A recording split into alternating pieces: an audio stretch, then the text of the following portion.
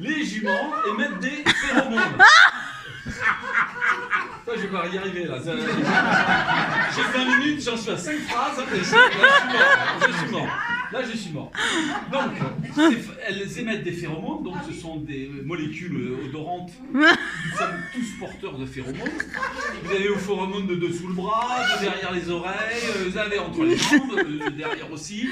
Votre sueur porteuse de phéromones. Et en fonction des cycles, en fonction des périodes, etc., vos phéromones changent.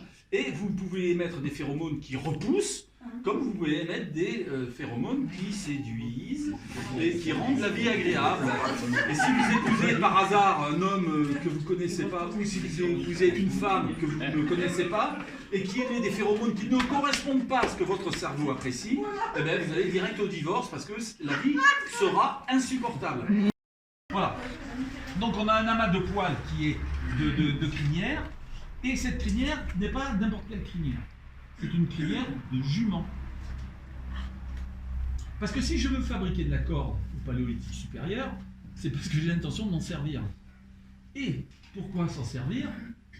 Pour fabriquer des objets très particuliers qui sont des lassos, qui sont des cordes pour descendre dans le gouffre de la grotte de Lascaux, par exemple.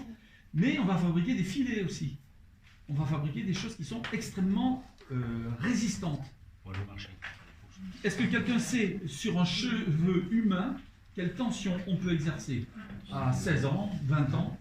Quelqu'un en pleine santé, un cheveu peut tenir, soulever quel poids, à votre avis?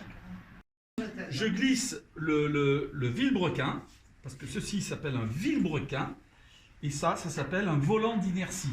Pour ceux qui font de la mécanique, ils savent très bien de quoi il s'agit. Voilà, donc je me mets en face, et à partir de là, je lance mon terrabi, et je le fais tourner, et j'ai une corde.